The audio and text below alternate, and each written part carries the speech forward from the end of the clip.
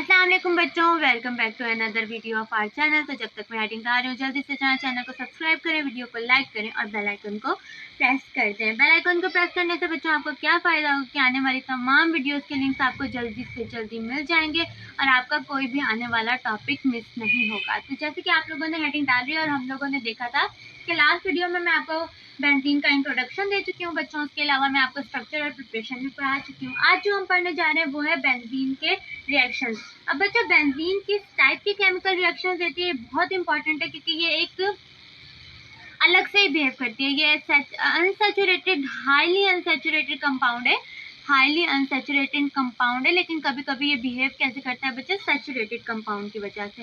Saturated compound की वजह की तरह ये क्यों बिहेव करता है बच्चों, इसलिए बिहेव करता है क्योंकि इसके जो dislocation of carbon pi bond है वो होती रहती है। इसलिए करता है बच्चों, अनसैचुरेटेड है लेकिन बिहेव लाइक सैचुरेटेड, कभी कभी behave like saturated because of dislocation of pi bonds। pi bonds की डिसलोकेशन होती रहती है, इस वजह से ये सैचुरेटेड कंपाउंड की तरह बिहेव करता है। अब क्या होता है बच्चों, बेंजीन किस टाइप के रिएक्शन देता है, 3 टाइप्स के रिएक्शंस दे देता है हमें। कौन बच्चों, बेंजीन। पहला रिएक्शन जो होता है वो होता है इसका सब्स्टिट्यूशन रिएक्शन। सब्स्टिट्यूशन रिएक्शन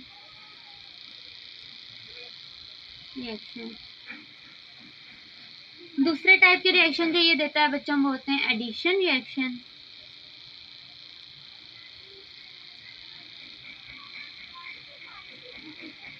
और तीसरे टाइप के जो रिएक्शन होते हैं ना बच्चों वो होते हैं ऑक्सीडेशन रिएक्शन। अब बच्चों मैंने आप लोगों को बता दिया कि सब्स्टिट्यूशन रिएक्शन इसलिए देता है क्योंकि सैचुरेटेड कंपाउंड की तरह बिहेव करता है डिसलोकेशन ऑफ पाई बॉन्ड की वजह से।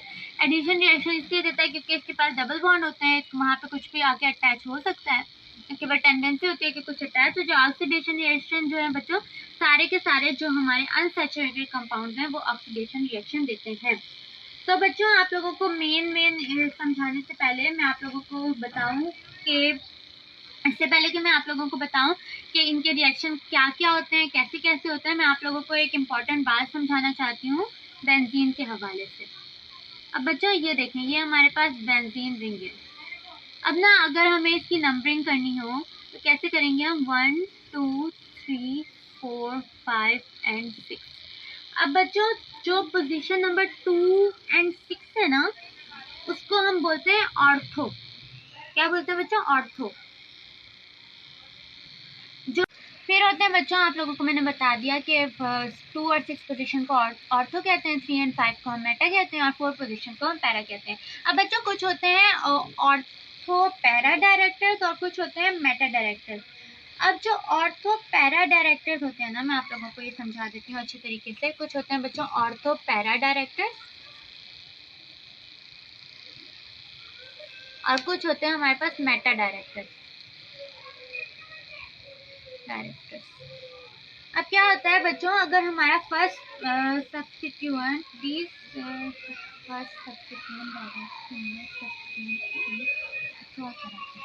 बच्चों ये सब्स्टिट्यूएंट ना हमारा जो लगा होगा कि ये इस टाइप के सब्स्टिट्यूएंट्स हैं। ये substituents direct the next substituent, direct करते हैं किसको, नेक्स्ट सब्स्टिट्यूएंट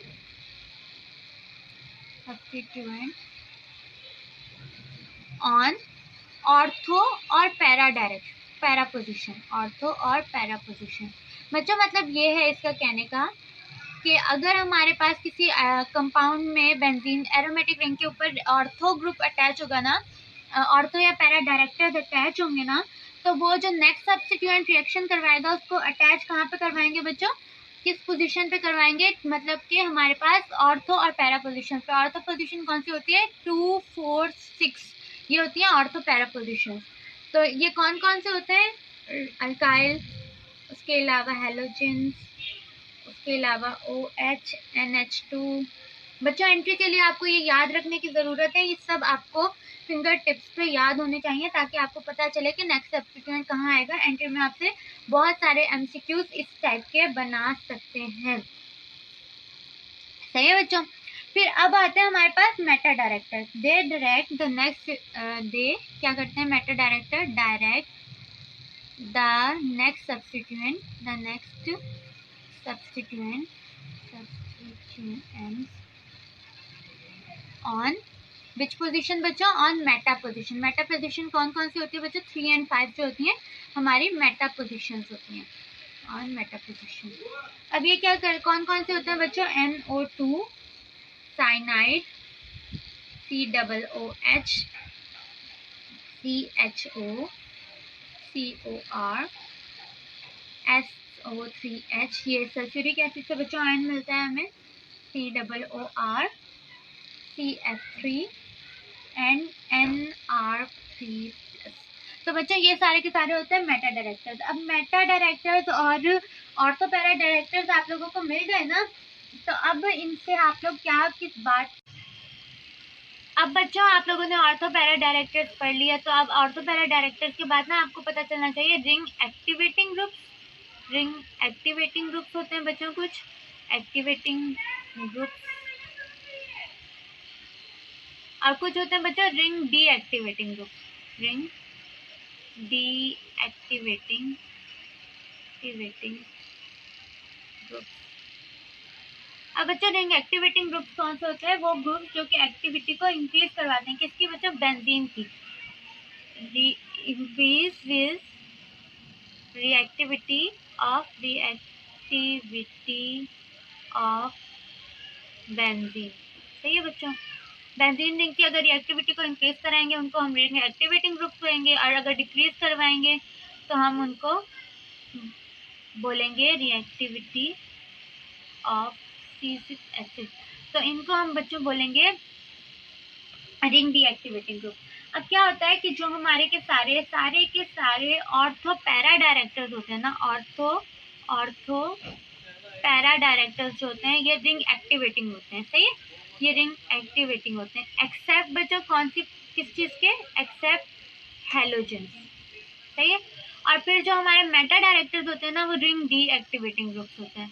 सही है, मेटा डायरेक्टर्स सारे के सारे ये होते हैं रिंग डीएक्टिवेटिंग ग्रुप्स। ये कौन से, एक्सेप्ट बच्चों इसमें भी एक्सेप्ट हैलोजन।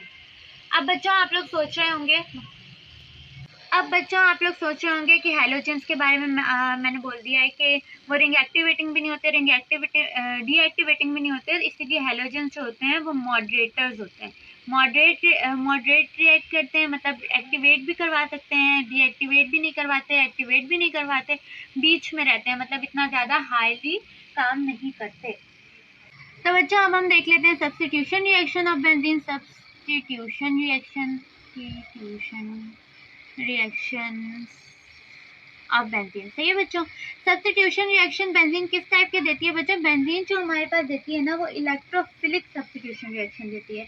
इलेक्ट्रोफिलिक और न्यूक्लियोफिलिक की बच्चों डिटेल्स में आप लोगों को पढ़ा चुकी हूँ, किसमें बच्चों, अल्कीन्स के रिएक्शंस में। इलेक्ट्रोफिलिक और न्यूक्लियोफिलिक की कंप्लीट डिटेल में बना चुकी हूँ, तो आप लोग जल्दी से चाहे वो वीडियो देख लें, ताकि अगर आपको इलेक्ट्रोफिलिक का मतलब नहीं पता तो बच्चों इलेक्ट्रोफिलिक सब्स्टिट्यूशन रिएक्शन में कैसे क्या होता है कि इन दिस रिएक्शन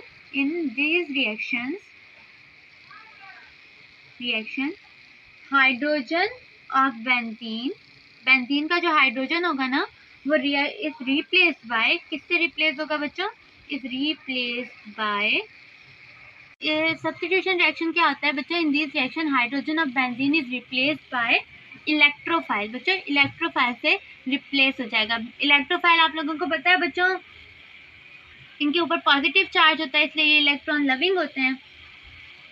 ठीक है, ये मैं आपको डिटेल्स पढ़ा चुकी हूँ रिएक्शन ऑफ अल्कीन में। तो सबसे पहला जो रिएक्शन हम देखते हैं ना वो देखते हैं बच्चों हम हेलोजिनेशन। आपको हेलो का मतलब पता है कि हेलोजिन जो होते हैं वो ग्रुप 7A से बिलोंग करते हैं, इनकी वैलेंसी 1 होती है, इनके ऊपर -1 चार्ज होता है। तो बच्चों हेलोजन के क्या होगा कि सबसे ज़्यादा रिएक्टिव हेलोजन हमारे पास वही होता है जिसकी इलेक्ट्रोनेगेटिविटी पूरे पीरियोडिक टेबल में सबसे ज़्यादा होती है, जो कि है हमारा फ्लोरीन। फिर उसके बाद हमारे बारी आती है क्लोरीन की, फिर बच्चों उसके बाद ब्रोमीन और आयोडीन। सही है, रिएक्टिविटी ऑर्डर है बच्चों ये इनका। तो क्या होता है कि हमारे पास एक बेंजीन होती है, समझे हमारे पास एक बेंजीन है, उसके साथ अगर हम क्लोरीन को रिएक्ट करवाएं बच्चों, कैटलिस्ट बहुत इंपॉर्टेंट है, आप लोगों ने याद रखने हैं, AlCl3 या फिर Fe आयरन क्लोराइड। तो ये बच्चों अब इसमें क्या होगा कि ये जो क्लोरीन है ना, ये आपको मैं ग्रुप्स में बता चुकी हूँ कि ये हमारे पास अटैच हो जाएगा ऑर्थो पोजीशन पे और हमारा HCl लिबरेट हो जाएगा बच्चों। मतलब कि एक यहाँ से हाइड्रोजन रिमूव हुआ, वो क्लोरीन के साथ मिल गया, एक हाइड्रोजन रिएक्ट हुआ निकला, वो क्लोरीन के साथ मिल गया, और जो क्लोरीन थी वो यहाँ पे अटैच हो गई। ये क्लोरीन यहाँ पे अटैच हो गई और जो हाइड्रोजन यहाँ से निकला था वो यहाँ पे क्लोरीन से मिलके हाइड्रोक्लोरिक एसिड बना दिया। अब इसको हम बोलते हैं क्लोरोबेंजीन। इसको क्या बोलते हैं बच्चों? क्लोरोबेंजीन, इस कंपाउंड को। ठीक है, अब हम सेकंड जो हम देखेंगे वो होगा नाइट्रेशन। नाइट्रेशन बच्चों कैसे होती है बेंजीन की? नाइट्रिक एसिड के साथ, नाइट्रिक एसिड के साथ नाइट्रेशन होती है बेंजीन की, नाइट्रेशन। अब हम बेंजीन को रिएक्ट करवाएंगे किससे? HNO3 से। HNO3 बच्चों अगर हम खोल के लिखें ना तो हम ऐसे लिखते हैं HONO2। तो बच्चों क्या होगा, इसको हम ना दो पार्ट्स में ले लेते हैं। ये देखें ऐसे हो गया ये कंपाउंड। अब क्या होगा कि इसकी जो NO2 होगा ना बच्चों, इसके अंदर जो NO2 होगा वो अटैच हो जाएगा बेंजीन के साथ। NO2 हो गया बेंजीन के साथ अटैच, और फिर यहाँ से एक हाइड्रोजन रिमूव हुआ, हाइड्रोजन यहाँ पे आ गया, तो वो ये वाले OH के साथ मिलके वाटर बना देगा। वाटर का क्या फॉर्मूला होता है बच्चों? HO2। इसको हम बोलते हैं नाइट्रोबेंजीन।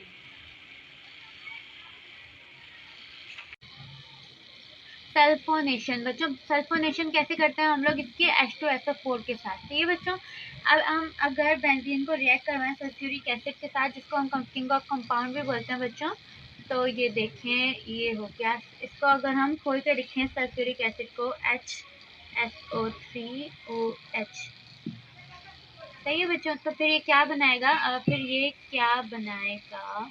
अब देखें बच्चों कि हम इसको अगर ब्रेक करते हैं, यहाँ से हम इसको ब्रेक करते हैं, तो क्या होगा कि हमारे बेंजीन के साथ ना कौन सा हिस्सा रिएक्ट कर जाएगा? यहाँ पे अटैच हो जाएगा HSO3, यहाँ पे रिएक्ट हो जाएगा, अटैच हो जाएगा, और यहाँ से ना एक हाइड्रोजन रिमूव होगा HSO3 की जगह, और वो हाइड्रोजन जो है ना, यहाँ से जो बच्चा रिमूव हुआ है ना हाइड्रोजन, वो इस वाले OH के साथ मिलके वाटर बना लेगा। इस तरह हमें क्या मिल जाएगा? सल्फोनेशन हो जाएगी हमारे बेंजीन की। फिर उसके बाद बच्चों एक जो बहुत बहुत बहुत इम्पोर्टेंट फ्राइडल पता नहीं क्या करेंगे, फ्राइडल क्राफ्ट अल्काइलेशन। बच्चों फ्राइडल क्राफ्ट अल्काइलेशन एंट्री में बहुत बार पूछा जा चुका है, तो इसको इस वाले रिएक्शन को आप खास तौर पे ज़्यादा से ज़्यादा ध्यान रखें, भूलिएगा नहीं, अल्काइलेशन। इसके बच्चों आप लोगों को क्या याद रखना है? आप लोगों को इसके कैटलिस्ट भी याद रखते हैं। अब बच्चों बेंजीन की अल्काइलेशन कैसे होगी कि आप अगर एक बेंजीन रिंग ले नॉर्मली, जैसे हम लोगों ने बाकी के सब्स्टिट्यूशन रिएक्शन देखे हैं, और उसके साथ आप क्या रिएक्ट करवाएंगे बच्चों? उसके साथ आप रिएक्ट करवा देंगे किसको? मिथाइल क्लोराइड को। मिथाइल क्लोराइड को आपने अटैच कर रिएक्ट करवाया। अब इस जैसे सब सब्स्टिट्यूशन रिएक्शन में होता था, यहाँ से ब्रेक हो रही है बेंजीन, तो हमारे पास बन रहा है बेंजीन रिंग। बेंजीन रिंग के साथ ना बच्चों क्या अटैच हो जाएगा? CH3 group. CH3 ग्रुप यहाँ पे अटैच हो गया, साथ में यहाँ से एक H निकला था वो यहाँ आ गया, उसकी जगह उस H के साथ हमारा यहाँ से क्लोरीन मिल गया, तो हमारा क्या मिल गया? Methyl benzene. इसको मिथाइल बेंजीन बोलते हैं बच्चों, या फिर इसको हम बोलते हैं टॉलीन। मिथाइल बेंजीन को हम क्या बोलते हैं? बेंजीन, और यहाँ पे हम इसको बोलते हैं टॉलीन। अब बच्चों यहाँ पे जो हमारा इलेक्ट्रोफाइल था ना, वो क्या था? इलेक्ट्रोफाइल हमारा CH3 था, जो यहाँ पे एज अ इलेक्ट्रोफाइल रिएक्ट कर रहा था। बच्चों तो हम एक ना बॉक्स बना के एक पेज पे हम लोग, ताकि आप लोगों को याद करने में आसानी हो, हम बना लेते हैं electrophilic substitution reaction of benzene. Electrophilic reaction.